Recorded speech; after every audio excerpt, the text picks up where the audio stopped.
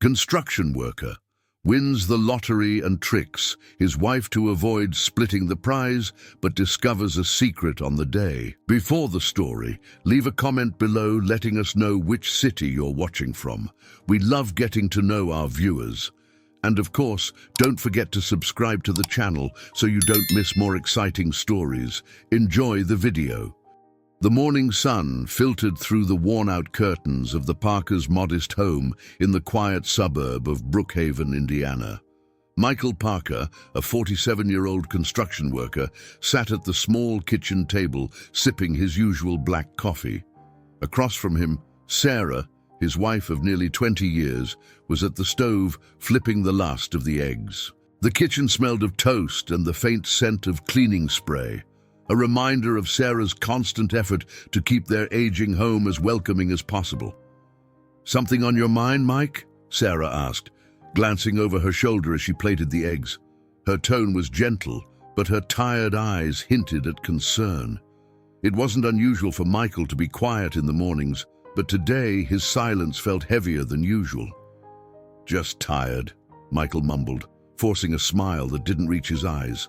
He stirred the last bit of coffee in his mug, the cheap ceramic one with a chipped edge that Sarah had bought him years ago at a flea market. Sarah, 43, placed the plate in front of him and sat down, smoothing the folds of her old but neatly pressed apron. "Well, you better eat up. You've got a long day ahead of you, and Jerry's expecting you to finish that roofing job today." Michael nodded absently. His mind was somewhere else entirely, on the folded piece of paper in his pocket. Last night, after his shift, he had stopped at the local gas station to check the lottery numbers. It was a routine habit, one he never took seriously.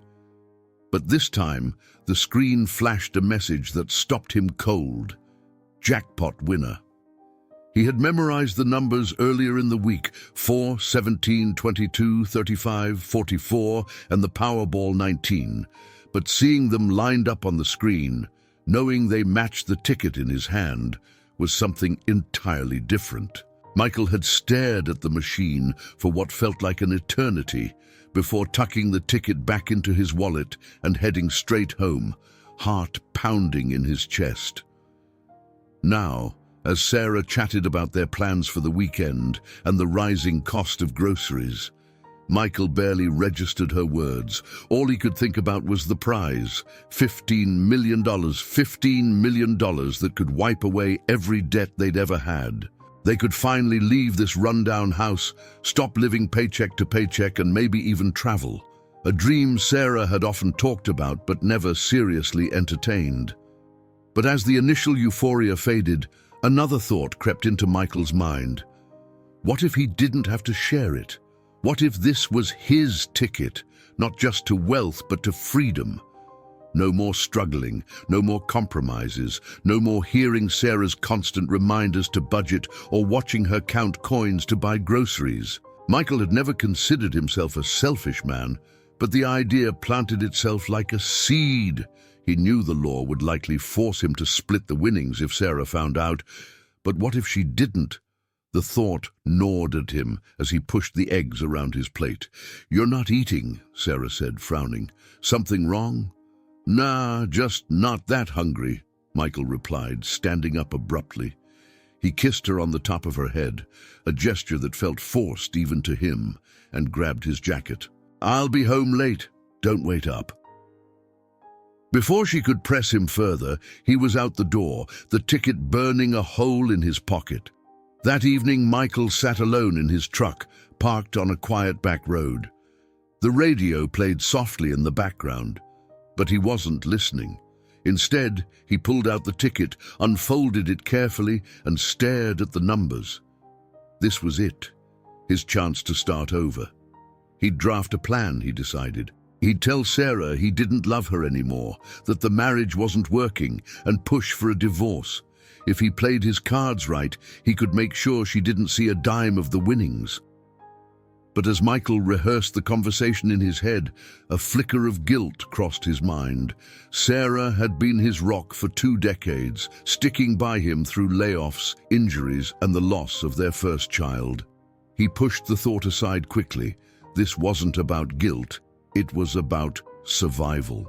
In the glow of the truck's interior light, Michael smiled for the first time that day. He had the ticket, the numbers, and now a plan. What could go wrong? The next few days passed in a haze for Michael, each moment dragging as he calculated his next move. He started coming home later from work, claiming overtime or errands, which Sarah barely questioned. Her focus was elsewhere, on her growing confusion and hurt. Michael had grown distant overnight, leaving her to wonder what she'd done wrong. That Sunday, Sarah confided in Margaret, their elderly next-door neighbor, as they shared a pitcher of iced tea on Margaret's porch. "I just don't get it," Sarah sighed, her fingers nervously twisting the fabric of her sundress. "He's not himself lately. It's like he's here, but somewhere else entirely." Margaret, a widow with a sharp wit and a soft spot for Sarah, nodded thoughtfully. "Men can be stubborn, sweetheart. Maybe he's stressed about money. You know how Michael gets about bills." Before Sarah could reply, the screen door creaked open, and Margaret's daughter Abigail stepped outside. At 21, Abigail was sharp and ambitious, studying law at a nearby university while living at home to save money. She admired Sarah's kindness and resilience, often seeing her as a surrogate aunt. "What are you ladies talking about?" Abigail asked, leaning against the porch railing with a curious smile. Her sharp green eyes flicked between the two women. "Nothing important," Sarah said quickly, not wanting to burden the young woman with her marital troubles. But Margaret had no such reservations. "Michael's acting funny," Margaret said bluntly. "Too funny, if you ask me." "Mom!" Sarah protested, her cheeks flushing. Abigail shrugged, intrigued. "Funny how?" she asked, her voice casual but attentive. Sarah hesitated. "He's just been different, distant, and he's been staying out late more often than usual. I'm sure it's just stress." Margaret snorted. "Or something else entirely." The conversation was interrupted by the sound of Michael's truck pulling into the driveway next door. Sarah turned her head instinctively as Michael climbed out, his shoulders hunched and his expression unreadable. As he disappeared into the house, Abigail caught a fleeting glimpse of something unusual, a glint of paper sticking out of Michael's pocket. Margaret noticed it too. "What's he carrying there?" "Probably just receipts or something," Sarah said, dismissing the comment, but Abigail's curiosity was piqued. Later that evening, Abigail was in her room, scrolling through case studies for a class assignment, when she overheard a muffled conversation coming from the living room. Her mother and Michael were talking, though it sounded less like a friendly chat and more like an exchange of poorly concealed tension. Creeping to the edge of the hallway, Abigail listened intently. "Can you believe it?" Michael said, his voice low but tinged with excitement. "After all these years, I finally caught a break." Margaret's response was inaudible, but Michael continued. $15 million, Margie, $15 million. But Sarah can't know. She'll ruin everything." Abigail's blood ran cold. She stepped back, her mind racing. Had she heard that right? $15 million? Michael had won the lottery, and he was hiding it from Sarah?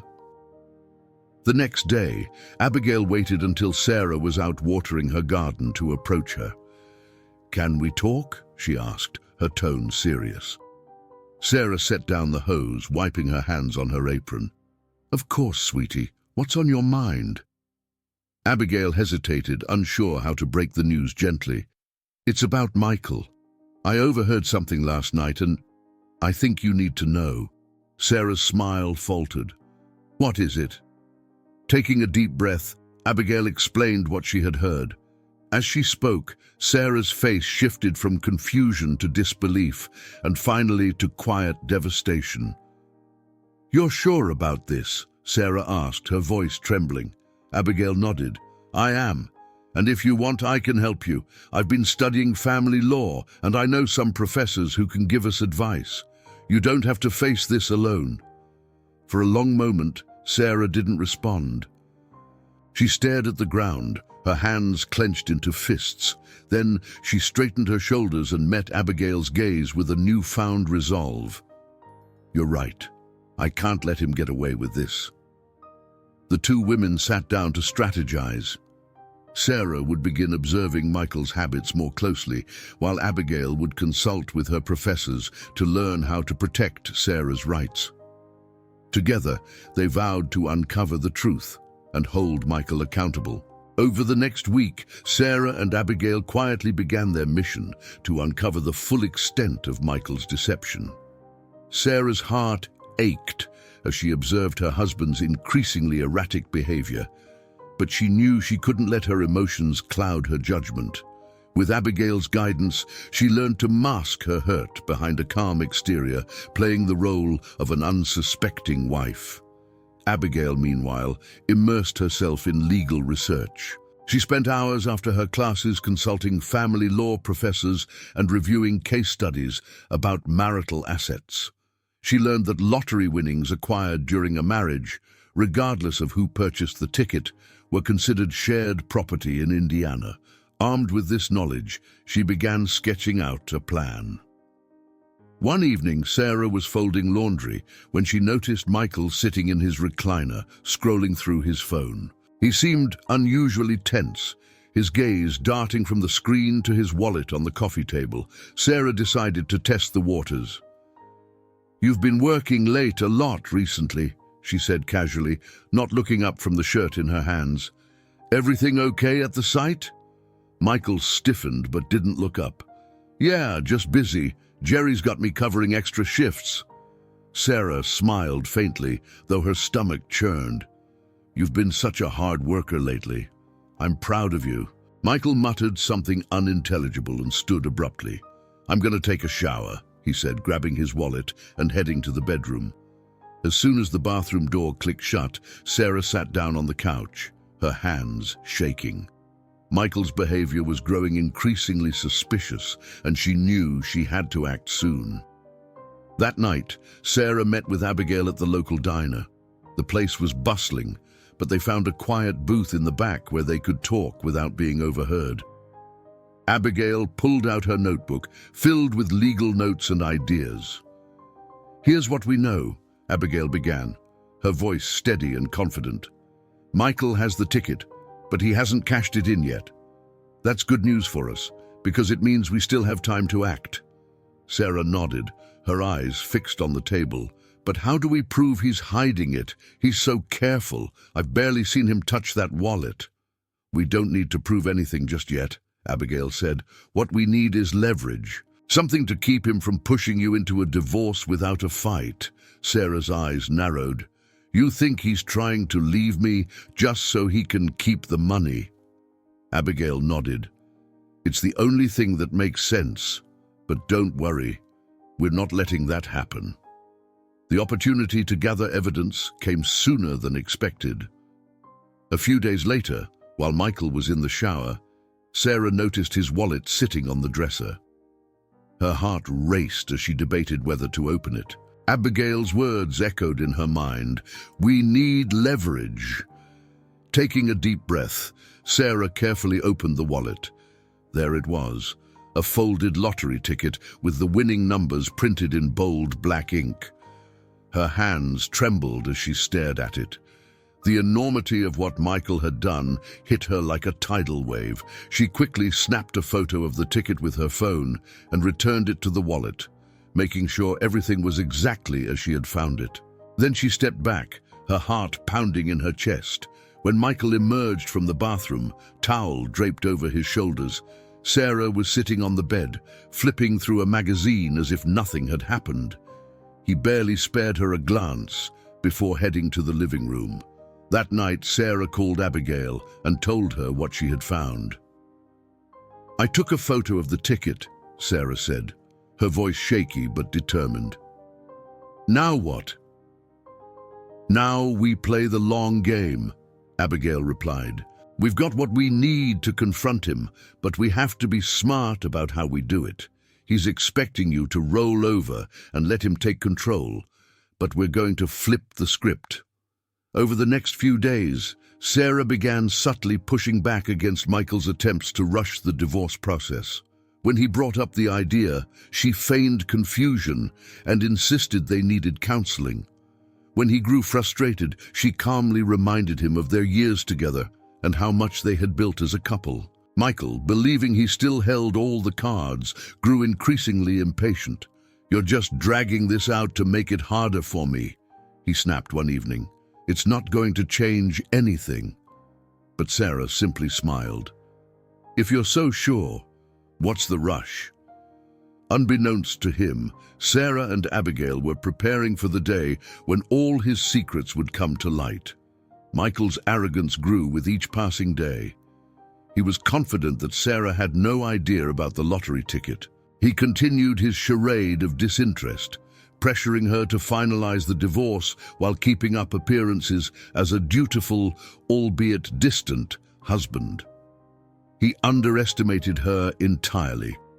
Sarah, however, was far from oblivious.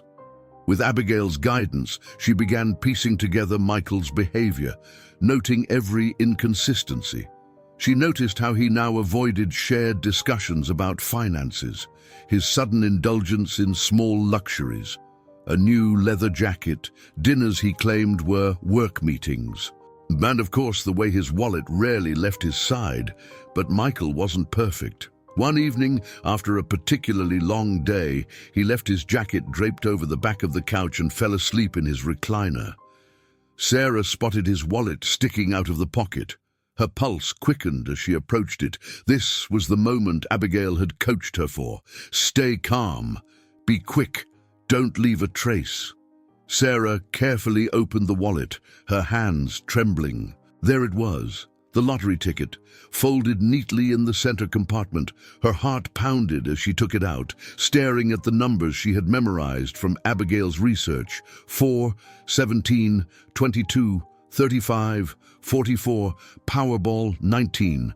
This was it, the ticket that was supposed to change their lives, hidden, hoarded, and used as a weapon against her. She snapped several clear photos of the ticket and its serial numbers with her phone before sliding it back into place. The whole process took less than a minute, but it felt like an eternity. As she returned the wallet to the jacket pocket, Michael stirred in his sleep. Sarah froze, her breath caught in her throat, but he didn't wake. She hurried to the bedroom, locking the door behind her. Sitting on the edge of the bed, she stared at the photos, a mix of anger and vindication swelling within her. She immediately texted Abigail. "Sarah, I got it. Photos of the ticket. What's next?" The next day, Sarah and Abigail met at a local park, sitting on a quiet bench away from prying eyes. Abigail studied the photos with a satisfied smile. "This is perfect. With these we can prove not only that he won, but that he's been hiding it from you." Sarah sighed. "I can't believe he'd do this to me, after everything we've been through." "I know it's hard," Abigail said gently, placing a reassuring hand on Sarah's arm. "But this is about protecting yourself now. He's already made his choice." Abigail then laid out the next phase of their plan. They would consult a family lawyer she had been working with on Sarah's behalf, ensuring that the ticket was legally tied to the marriage. Sarah, in turn, would continue playing the role of the clueless wife until the right moment to confront Michael. That evening, Michael came home late again. He tossed his jacket onto the couch and grabbed a beer from the fridge. "Did you sign the papers yet?" he asked, his tone casual, but with an edge of irritation. Sarah, seated at the kitchen table, looked up with a confused expression. "I told you, I think we should go to counseling first. I don't want to rush into something we can't undo."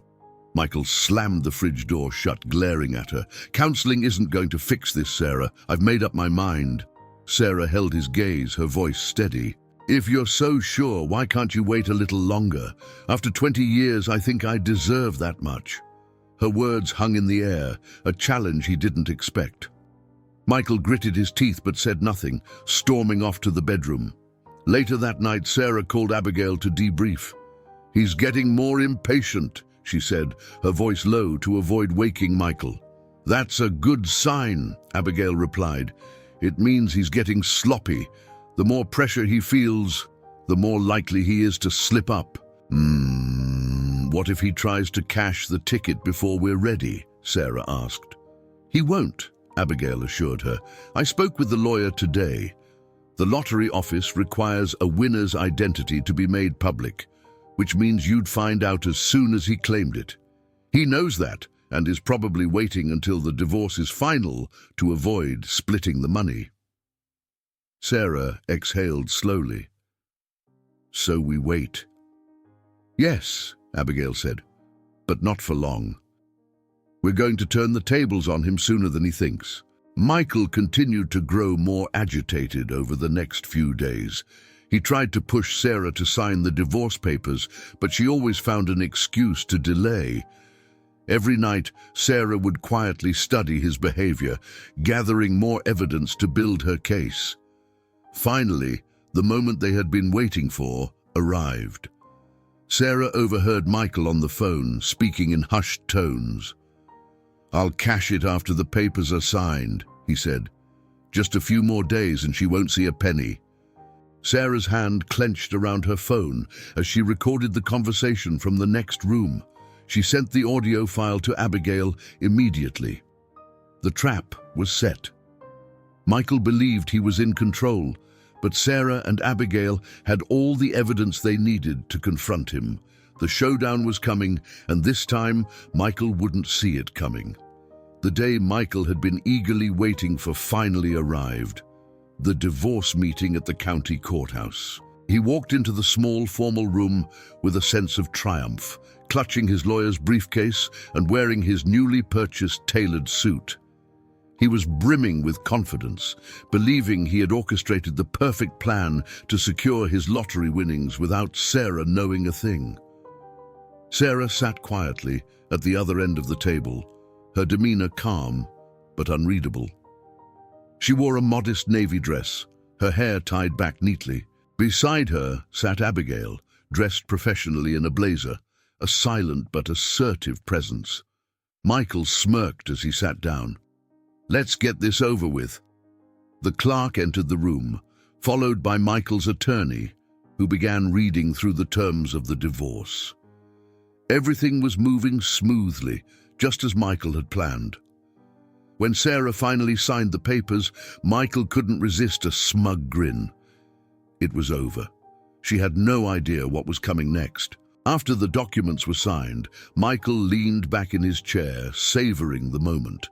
He cleared his throat dramatically, addressing the room. "Well, now that this is done, I think it's time I shared some news." He turned to Sarah, his tone dripping with false sincerity. "I didn't want to bring this up before because I didn't want to complicate things. But now that we're officially divorced, I can tell you I won the lottery." The room went silent. Sarah raised an eyebrow, her expression neutral. Michael continued, clearly enjoying himself. "That's right, $15 million. And since we're no longer married, well, I guess I'll be enjoying it on my own." He chuckled, leaning back in his chair with his hands behind his head. Abigail's lips curved into a small, knowing smile, but she said nothing. Sarah, however, leaned forward slightly, her voice calm but sharp. "Congratulations, Michael. That's quite a fortune." Michael blinked, caught off guard by her lack of reaction. Yeah, it is." Sarah reached into her purse and pulled out a neatly folded document, placing it on the table in front of her. "But you see, there's something you might not know." Michael frowned as Abigail pushed the document toward him. "What's this?" he asked. Abigail answered coolly, her voice steady. "That's a notarized affidavit confirming that Sarah already claimed the winnings 2 days ago." Michael's face drained of color. "What are you talking about? That's impossible." Sarah pulled out her phone, swiping to the photos of the lottery ticket she had taken weeks earlier. "It wasn't that hard, really. I took a photo of the ticket when you left it unattended. Abigail and I worked with a lawyer to ensure everything was processed legally. The winnings are already in my account. Michael's jaw dropped. You stole it from me, Abigail interjected, her tone razor-sharp. No, Michael. The ticket was legally marital property, which means Sarah had every right to claim it. The only thing she did was protect herself from your attempt to defraud her. The attorney beside Michael looked through the document in stunned silence, then nodded gravely. She's right. Legally, the winnings belong to her. Michael erupted in anger, slamming his fist on the table. You can't do this. That money is mine. Sarah remained composed. It was ours, Michael. But you made it clear you didn't want to share it. I guess this is what they call karma. The rest of the meeting dissolved into chaos as Michael attempted to argue, but the evidence was airtight. Sarah had acted within her rights, and every step had been carefully planned to ensure her claim was unassailable. Finally, Michael slumped back into his chair, defeated. Fine, you win, he spat bitterly. Take your stupid money. Sarah stood, gathering her belongings with Abigail by her side. Before leaving, she turned to Michael one last time, her voice soft but firm. You had a chance to do the right thing, Michael, but you chose greed over love. I hope the money was worth it. With that, Sarah and Abigail walked out, leaving Michael alone in the courthouse room, staring at the empty table in front of him. I hope you enjoyed today's story.